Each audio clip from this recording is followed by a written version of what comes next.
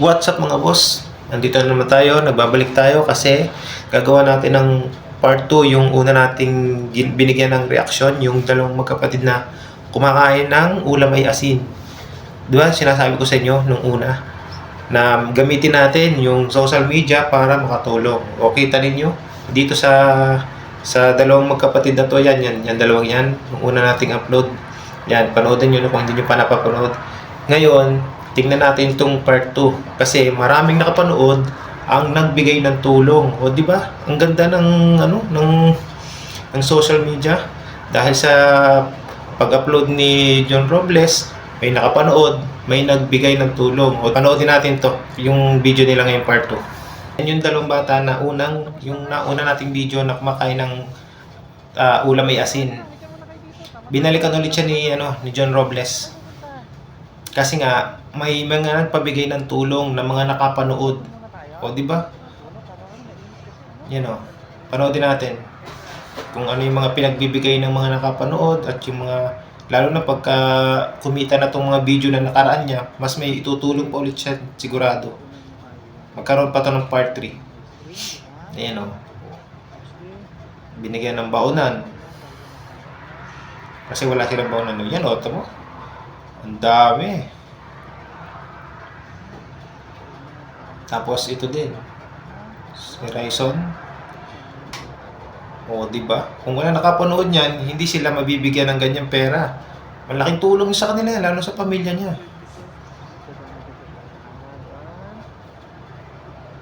Kaya sabi ko sa inyo, mas maganda yung nabibigyan ng ganyan, na bibidyohan.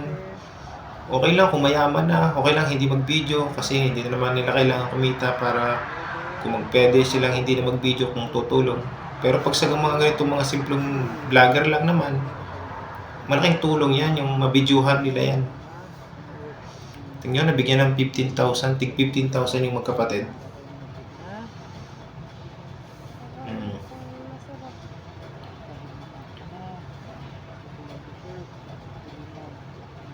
Ayun o, may nag-sponsor nga. Ayan yung sinasabi ko. Kung hindi na videohan ng part 1, walang makakapanood na yan na magbibigay ng sponsor, di ba?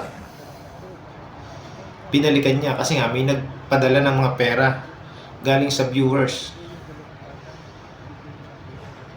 O, umpisa na yan ng pag ginhawa nila, hindi naman sa sobrang yaman. O, hindi lang pera may bigay. O, ang dami pa. May bigas pa, may grocery pa. Yan, ngayon, ang dami ngayon Jollibee.